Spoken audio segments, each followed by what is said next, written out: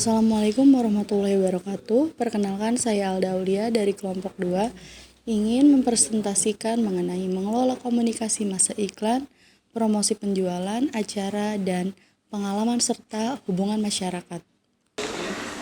Yang pertama yaitu mengembangkan dan mengelola program iklan. Periklanan atau advertising adalah semua bentuk terbayar atas presentasi non-pribadi dan promosi ide atau barang jasa oleh sponsor yang jelas. Iklan bisa menjadi cara yang paling efektif dari segala biaya untuk mendistribusikan pesan, baik dengan tujuan membangun preferensi merek ataupun dengan mendidik orang. Yang kedua yaitu menentukan tujuan. Iklan informatif bertujuan untuk menciptakan kesadaran merek dan pengetahuan tentang produk dan fitur baru produk yang ada. Yang kedua yaitu iklan persuasif, bertujuan untuk menciptakan kesesuaian preferensi, keyakinan, dan pembelian produk atau jasa. Yang ketiga yaitu iklan pengingat, bertujuan memotivasikan pembelian berulang produk atau jasa. Dan yang keempat adalah iklan penguat, bertujuan meyakinkan pembeli bahwa saat ini melakukan pilihan yang tepat. Dalam pengembangan program iklan, kita harus dimulai dengan mengidentifikasi pasar sasaran. Dan motif pembelian ada 5 keputusan dalam mengembangkan iklan yang dikenal dengan 5M. Yang pertama yaitu mission atau apa tujuan iklan. Tujuan iklan itu harus mengalir dari keputusan sebelumnya tentang pasar sasaran, positioning merek, dan program pemasaran. Tujuan iklan sendiri itu dapat diklarifikasikan menurut apakah tujuannya baik untuk menginformasikan, meyakinkan, mengingatkan, atau memperkuat.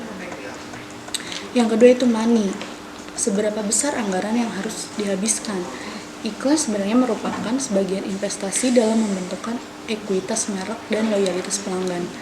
Ada beberapa faktor untuk memengaruhi keputusan pelanggan, yaitu tahapan dan sirkulasi produk, pangsa pasar, dan basis konsumen. Persaingan dan kerumunan. Yang terakhir yaitu frekuensi iklan, kemampuan penggantian subsidi produk. M yang berikutnya yaitu message atau pesan yang harus dikirimkan. Dalam merancang kampanye iklan, pemasaran menerapkan seni dan ilmu pengetahuan untuk mengembangkan strategi pesan dan memposisikan iklan. Apa yang ingin dikomunikasikan iklan tentang merek dan strategi kreatifnya. Bagaimana iklan mencerminkan klaim merek. Mengiklan menempuh 3 tahap, pembentukan dan evaluasi pesan, mengembangkan kreatif dan pelaksanaan, serta review tanggung jawab sosial. Dan M yang berikutnya yaitu media. Media apa yang digunakan untuk mengiklankan. Dapat memilih salah satu yang dengan objeknya masing-masing. Media-media tersebut antara lain seperti surat kabar, televisi, internet, baliho, dan lain sebagainya. Iklan-iklan tersebut juga dapat disajikan dengan berbagai macam bentuk seperti teks, gambar, maupun video. Dan M yang terakhir yaitu measurement. Artinya yaitu efektivitas iklan dapat diukur dan dievaluasikan. Penelitian efektivitas komunikasi dilakukan untuk mengetahui apakah iklan yang dibuat dapat berkomunikasi secara efektif. Ada metode yang disebut copy testing yang dapat dilakukan sebelum dan sesudah iklan dipasang media. Berikut materi itu yang saya sampaikan, selanjutnya akan diteruskan oleh rekan saya. Cukup sekian dan terima kasih. Selanjutnya saya akan menjelaskan tentang memutuskan anggaran iklan. Meskipun iklan diperlakukan sebagai bahan lancar, iklan sebenarnya merupakan sebagian investasi dalam pembentukan ekuitas merek dan loyalitas pelanggan. Ketika perusahaan menghabiskan $5 juta untuk peralatan modal, perusahaan dapat memperlakukan peralatan sebagai aset yang akan disusutkan. Selanjutnya, faktor-faktor yang mempengaruhi keputusan anggaran adalah sebagai berikut. Pertama, tahap dalam siklus produk. Produk baru umumnya mendapatkan anggaran iklan besar untuk menciptakan kesadaran dan membuat pelanggan mencoba produk. Yang kedua, pangsa pasar dan basis konsumen. Merek dengan pangsa pasar yang tinggi biasanya memerlukan pengeluaran iklan yang lebih sedikit sebagai persentase penjualan untuk mempertahankan pangsa. Yang ketiga ada persaingan dan kerumunan. Mempertimbangkan jumlah persaingan, semakin tinggi persaingan, maka biaya iklan akan lebih tinggi. Yang keempat ada frekuensi iklan. Jumlah repetisi yang diperlukan untuk melewatkan pesan merek kepada konsumen mempunyai dampak jelas bagi anggaran iklan. Yang kelima ada kemampuan penggantian produk. Mereka yang kurang terdiferensiasi atau kelas produk semacam komoditi memerlukan iklan besar-besaran untuk menanamkan citra berbeda. Selanjutnya mengembangkan kampanye iklan. Pertama ada pesan dan evaluasi. Pengiklanan selalu mencari ide hebat yang memiliki sifat pertama, menghubungkan merek dan konsumen secara rasional dan emosional. Yang kedua ada membedakan dengan tajam merek yang dimiliki dari merek pesaing. Yang ketiga ada cukup luas dan fleksibel untuk diterjemahkan ke dalam berbagai media, pasar, dan periode waktu. Yang kedua ada kreativitas pengembangan dan pelaksanaan. Dampak iklan tergantung tidak hanya pada apa yang dikatakan, namun lebih sering kepada bagaimana sesuatu tersebut dikatakan. Dalam hal ini, biasanya pengiklanan menyiapkan pernyataan berupa strategi teks atau copy strategi statement yang menjelaskan tujuan, isi, dukungan, dan nada iklan yang diinginkan. Yang ketiga ada hukum dan sosial. Pengiklanan dan agen-agen periklanan harus memastikan bahwa iklan yang dihasilkan tidak melampaui norma-norma sosial dan hukum. Secara sosial, pengiklanan harus berhati-hati agar jangan sampai iklan yang dilakukan menyakiti hati kelompok-kelompok etnik, ras, minoritas, dan kelompok kepentingan khusus tertentu. Secara hukum, pengiklanan tidak boleh menghasilkan iklan yang memiliki kepastian menipu konsumen. Dalam hal ini, konsumen memiliki hak untuk mengugat iklan yang tidak sesuai dengan kenyataan yang ada dalam produk yang ditawarkan. Selanjutnya saya akan menjelaskan tentang memutuskan media dan mengukur efektivitas perception. Dalam tahap ini, pengiklanan memilih jangkauan, frekuensi, dan dampak yang diinginkan. Memilih jenis media utama, memilih sarana media tertentu, memutuskan penentu waktu media, dan memutuskan alokasi media secara geografis. Selanjutnya memutuskan jangkauan, frekuensi, dan dampak. Jangkauan atau reach adalah jumlah orang atau rumah tangga yang melihat paparan media tertentu setidaknya sekali dalam satu periode tertentu. Frekuensi atau frekuensi adalah rata-rata banyaknya orang atau rumah tangga yang melihat paparan pesan tersebut dalam suatu periode tertentu. Yang selanjutnya ada dampak impact, yaitu adalah nilai kualitatif dari suatu paparan melalui media tertentu. Yang selanjutnya ada memilih jenis media utama. Yang pertama adalah kebiasaan pemirsa media sasaran atau target pembaca, yaitu radio dan televisi adalah media paling efektif untuk menjangkau remaja. Yang kedua, karakteristik produk. Jenis media mempunyai potensi berbeda untuk demonstrasi, visualisasi, penjelasan, tingkat kepercayaan, dan warna. Yang ketiga ada karakteristik pesan, yaitu adalah batas waktu dan kandungan informasi akan memengaruhi pilihan media. Yang keempat yaitu adalah biaya. Biaya iklan televisi sangatlah mahal, sementara iklan surat kabar relatif murah. Yang diperhitungkan adalah biaya per ribuan paparannya. Selanjutnya saya akan menjelaskan materi tentang jenis-jenis media utama dalam iklan. Yang pertama yaitu surat kabar, merupakan media cetak yang biasanya di dalamnya terdapat berita-berita terbaru, mulai dari berita lokal, nasional, politik, dan lain-lain. Di dalam surat kabar pun biasanya terdapat iklan, mulai dari banner, iklan baris, hingga iklan lowongan pekerjaan. Surat kabar memiliki kelebihan yang bersifat fleksibilitas, ketepatan waktu, liputan pasar lokal yang baik, penerimaan iklan yang luas, dan sangat dipercaya. Yang kedua yaitu televisi. Media yang sering dilihat oleh orang-orang, televisi pun disiarkan dalam waktu 24 jam. Hanya saja, beriklan di televisi membutuhkan dana yang cukup besar. Kelebihannya yaitu televisi dapat menggabungkan gambar, suara, dan gerakan. Media ini akan lebih menarik perhatian, lebih tinggi, dan memiliki jangkauan tinggi. Yang ketiga yaitu radio, salah satu media yang kontennya berupa suara yang disalurkan ke para pendengar menggunakan gelombang radio. Kelebihan yang dimiliki radio yaitu penggunaan massal pilihan geografis dan demografis tinggi. Biaya yang diperlukan juga sangat rendah. Yang keempat yaitu majalah. Bacaan yang dapat dijadikan sebagai sumber wawasan dan media hiburan. Kelebihannya yaitu pilihan geografis dan demografis yang tinggi, mutu reproduksi tinggi, dan memiliki jangka waktu yang panjang. Yang kelima yaitu brosur. Kelebihan yang dimiliki brosur yaitu bersifat lentur, sangat mudah terkendali, peluang interaktif, biaya relatif rendah. Yang keenam yaitu internet, memiliki kelebihan selektivitas tinggi, kemungkinan interaktif, dan biaya relatif rendah. Selanjutnya yaitu materi mengenai tempat iklan, yaitu yang pertama, papan iklan. Papan iklan yang lebih kita kenal dengan sebutan baliho atau billboard. Papan iklan biasanya ditemui di luar ruangan atau tempat umum seperti jalanan, dengan berukuran besar agar dapat dilihat dari kejauhan. Yang kedua yaitu ruang publik. Ruang publik adalah areal atau tempat di mana suatu masyarakat atau komunitas dapat berkumpul untuk meraih tujuan yang sama, sharing permasalahan baik permasalahan pribadi maupun kelompok. Areal ini dapat berupa ruang dalam dunia nyata ataupun dunia maya. Yang ketiga yaitu titik pembelian. Iklan yang muncul di titik di mana konsumen melakukan pembelian. Materi promosi yang ditempatkan di titik pembelian dalam sebuah toko retail. Barang-barang ini umumnya terletak di area checkout atau lokasi lain di mana keputusan pembelian dibuat. Materialnya dapat berupa bahan cetakan atau pajangan digital. Yang keempat yaitu mengevaluasi media alternatif.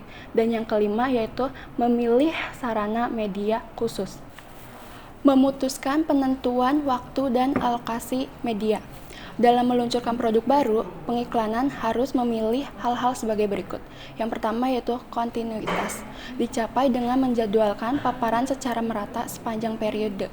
Tetapi biaya periklanan yang tinggi dan variasi musiman dalam penjualan menyebabkan kurangnya digunakan periklanan berkesinambungan itu.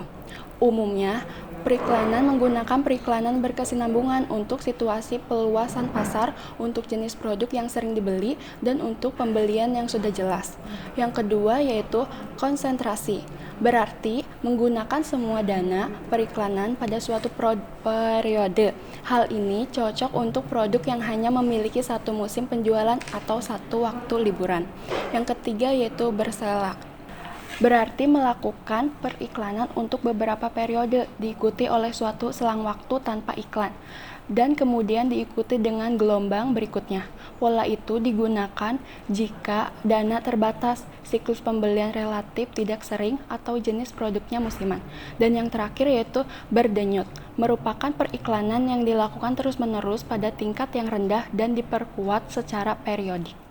Pola berdenyut memadukan kekuatan-kekuatan dari strategi periklanan, berkesinambungan, dan bergelombang untuk menciptakan suatu strategi penjadwalan kompromi. Mereka yang mendukung pola berdenyut merasa bahwa audiens akan mempelajari pesan lebih baik sehingga perusahaan akan menghemat dana. Saya akan menjelaskan tentang mengevaluasi efektivitas iklan. Terdapat 3 metode utama pengujian awal iklan. Yang pertama, metode penyusunan peringkat langsung, yakni meminta konsumen untuk menyusun peringkat dari beberapa iklan. Hasil peringkat itu digunakan untuk mengevaluasi kekuatan perhatian, keterbacaan, kognitif, afektif, dan perilaku dari iklan tersebut. Yang kedua, uji portofolio, yakni meminta konsumen melihat atau mendengarkan portofolio iklan. Konsumen lalu diminta mengingat semua iklan dan kandungannya, dibantu atau tidak dibantu oleh pewawancara. Yang ketiga, uji laboratorium, yakni menggunakan peralatan untuk mengukur reaksi fisiologis detak jantung, tekanan darah, pelebaran bola mata, respon kulit tubuh, dan keluarnya keringat terhadap iklan. Selanjutnya, promosi penjualan. Promosi penjualan yaitu bahan inti dalam kampanye pemasaran, yakni terdiri dari koleksi alat intensif, sebagian besar jangka pendek yang dirancang untuk menstimulasi pembelian yang lebih cepat atau lebih besar atas produk atau jasa tertentu oleh konsumen atau perdagangan. Selanjutnya, tujuan promosi penjualan, yakni terdapat banyak ragam tujuan khusus alat promosi penjualan. Contohnya, sampel gratis mendorong percobaan konsumen, sementara layanan nasihat manajemen gratis bertujuan memelihara hubungan jangka panjang dan pengecer. Selanjutnya saya akan menjelaskan tentang keputusan utama. Yang pertama adalah menentukan tujuan atau objektifis. Tujuan promosi penjualan diturunkan dari tujuan promosi dan lebih luas. yang diturunkan dari tujuan pemasaran yang lebih mendasar yang dikembangkan untuk produk tersebut. Yang kedua adalah memilih alat promosi konsumen atau event. Perencanaan promosi harus memperhitungkan jenis pasar, tujuan promosi, penjualan, kondisi persaingan, dan efektivitas biaya dari setiap saat. Yang ketiga adalah mengembangkan program. Dalam merencanakan program promosi penjualan, makin banyak pemasar yang memadukan beberapa media ke dalam suatu konsep kampanye total. Selanjutnya adalah event dan pengalaman. Pertemuan setiap hari dengan merek dapat juga mempengaruhi sikap dan keyakinan konsumen terhadap merek. Atmosfer adalah lingkungan terkemas yang menciptakan atau memperkuat posisi menuju pembelian produk. Banyak perusahaan menciptakan produk dan pengalaman merek di lapangan dan di luar lapangan. Merek kecil tentu saja mengambil jalur yang lebih mudah dan tidak jelas perusahaan besar dalam memberi sponsor dan komunikasi. Berikutnya adalah tujuan acara. Pemasar memberikan sejumlah alasan untuk mensponsori acara sebagai berikut. 1. Mengidentifikasi pasar sasaran atau gaya hidup tertentu. 2. Meningkatkan kesadaran perusahaan atau nama produk. 3. Menciptakan atau memperkuat persepsi tentang asosiasi citra merek kunci. 4. Memperkuat citra korporat. 5. Menciptakan pengalaman dan membangkitkan perasaan. 6. Mengekspresikan komitmen terhadap komunitas atau masalah sosial. 7. Menghibur klien kunci atau memberi penghargaan pada karyawan kunci. Dan yang terakhir adalah menciptakan penjualan barang dagangan atau peluang promosi. Selanjutnya saya akan menjelaskan tentang hubungan masyarakat atau public relationship. Perusahaan tidak hanya harus berhubungan secara konvensional dengan pelanggan, pemasok, dan penyalur, tetapi juga harus berhubungan dengan sejumlah besar masyarakat yang berminat. Masyarakat atau publik adalah suatu kelompok yang memiliki minat aktual atau potensial atau menghubungi kemampuan perusahaan yang mencapai tujuan. Hubungan masyarakat atau public relation meliputi berbagai program untuk mempromosikan atau melindungi citra atau produk individual perusahaan. Fungsi utama hubungan masyarakat adalah Departemen Hubungan Masyarakat yang mengamati sikap masyarakat di dalam organisasi, serta mendistribusikan informasi dan komunikasi untuk membangun itikat baik. Mereka melaksanakan 5 fungsi berikut.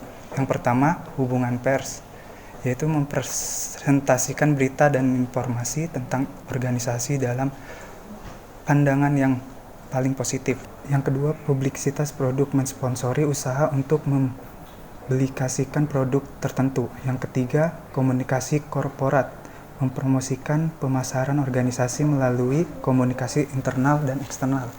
Yang keempat, memolibi, yaitu bernegosiasi dengan membuat peraturan dan pejabat pemerintah untuk mengajukan atau melonggarkan undang-undang dan peraturan. Yang kelima, konsuling, yaitu memberikan saran kepada manajemen tentang masalah publik dan posisi perusahaan serta citra sepanjang masa yang baik maupun yang buruk. Kesimpulan, yang pertama, perikanan atau advertising adalah suatu bentuk terbayar atas presentasi non-pribadi atau promosi ide, barang atau jasa oleh sponsor yang jelas. Iklan bisa menjadi cara yang efektif dari segi biaya untuk mendistribusikan pesan, baik dengan tujuan membangun profesi, merek, atau mending orang. Yang kedua, promosi penjualan yang sering menarik orang yang suka beralih merek, yang terutama mencari harga yang lebih murah, nilai yang lebih baik, atau premis. Yang ketiga, banyak perusahaan menciptakan produk dan pengamanan merek di lapangan dan di luar lapangan.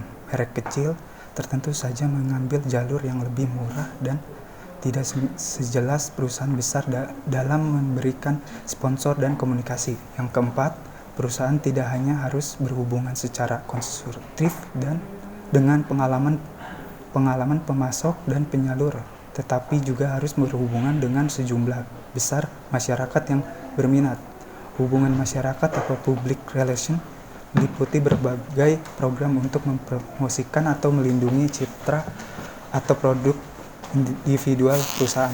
Cukup sekian dan terima kasih dari kelompok 2. Assalamualaikum warahmatullahi wabarakatuh.